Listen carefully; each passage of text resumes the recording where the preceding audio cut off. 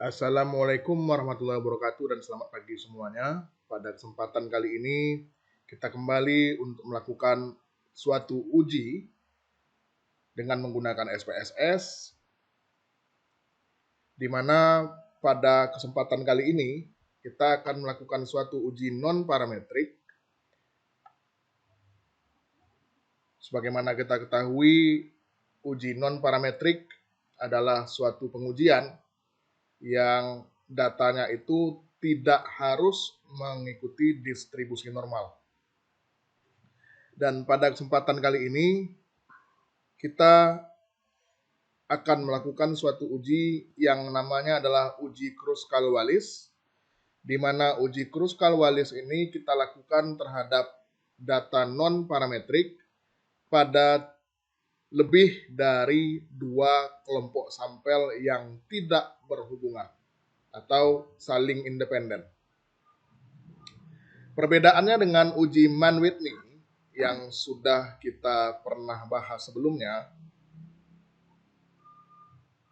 adalah uji Mann-Whitney itu dilakukan kepada 2 kelompok sampel yang saling tidak berhubungan atau saling independen. Nah, sementara Kruskal-Wallis ini dilakukan terhadap lebih dari 2 kelompok sampel yang tidak berhubungan atau saling independen. Nah, di sini saya sudah punya datanya.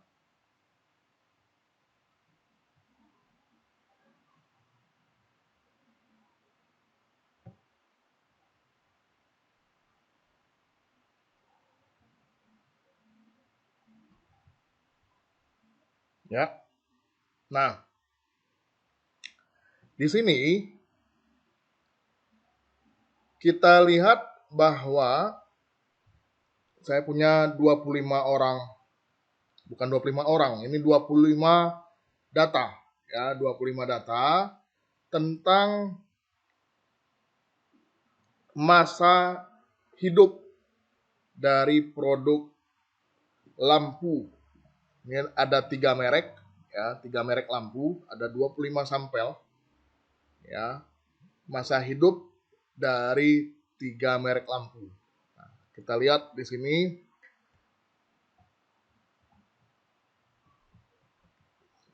merek baterai, ya, merek baterai.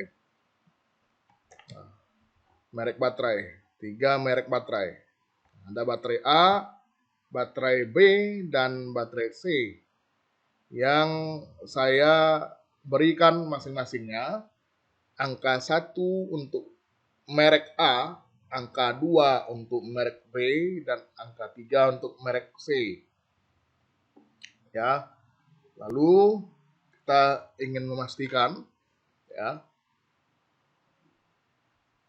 apakah semuanya sudah tercakup.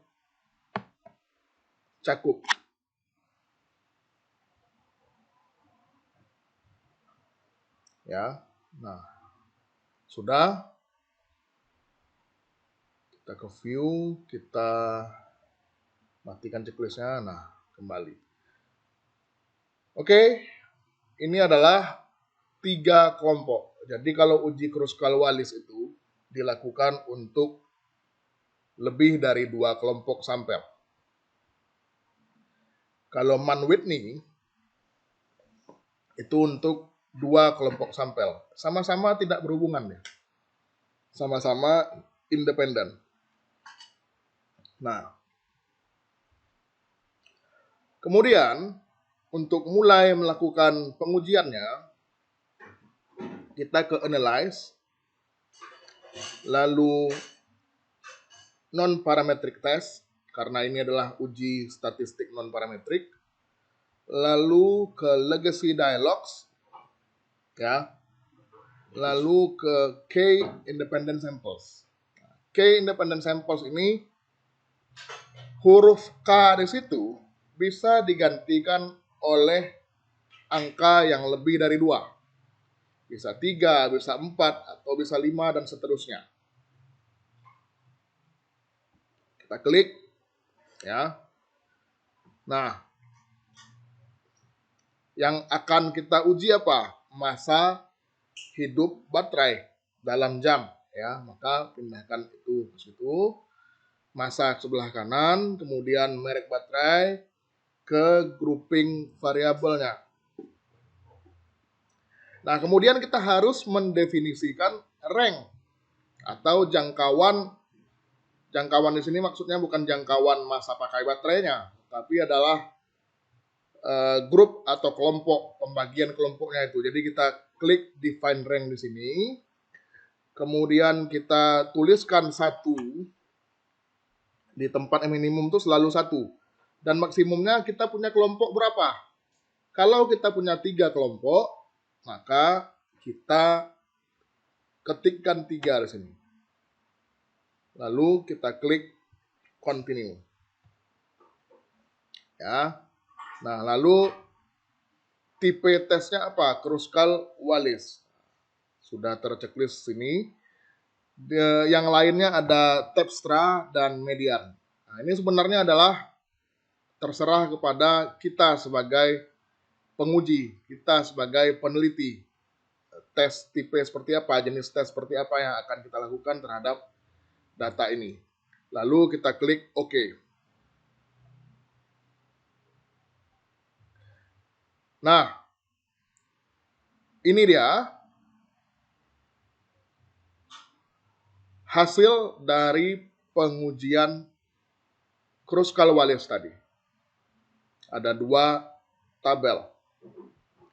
Nah, di tabel pertama, ya, kita bisa mengetahui bahwa berapa sih masing-masing sampelnya untuk tiap kelompok. Nah, untuk merek A misalnya ada 10, merek B itu ada 7, dan merek C ada 8 sampel, sehingga total keseluruhannya ada nih 25 sampel. Ya, 25 sampel.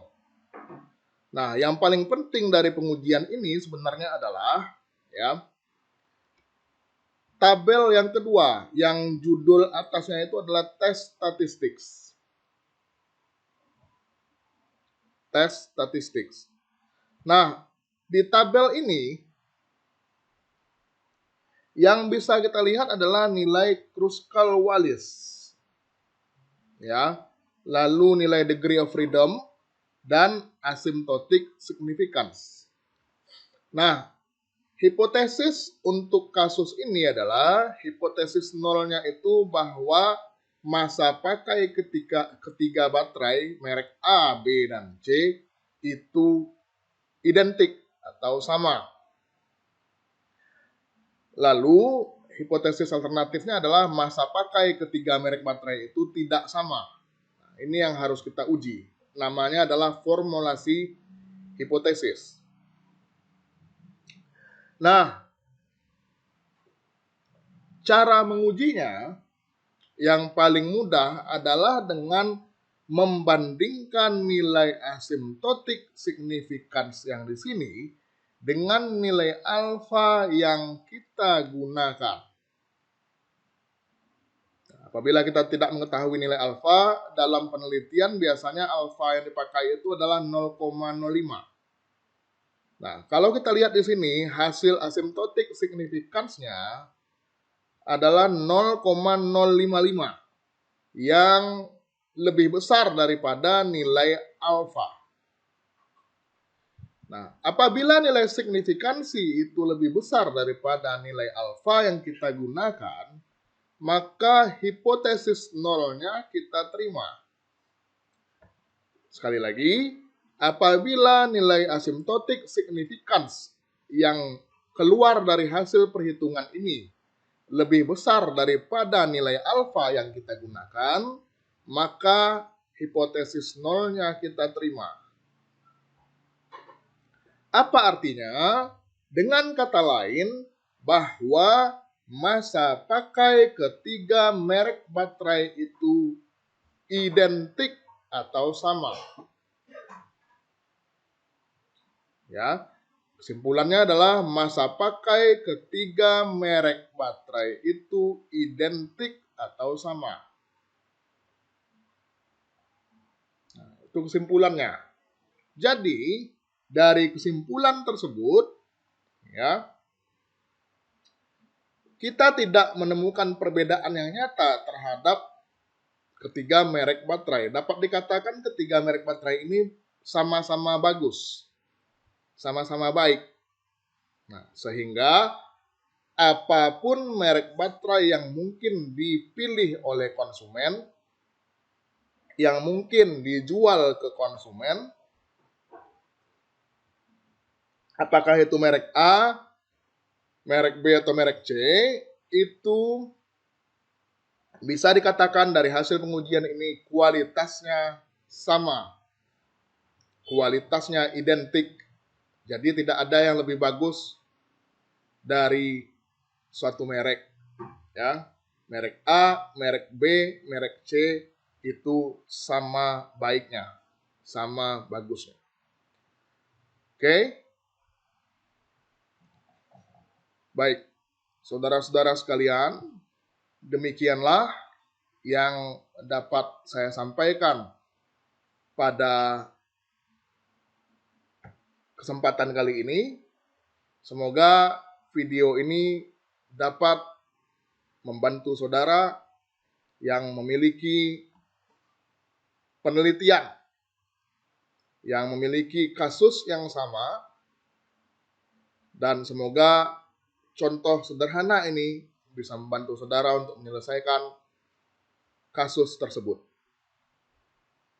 Terima kasih atas perhatiannya. Wassalamualaikum warahmatullahi wabarakatuh dan semoga bermanfaat.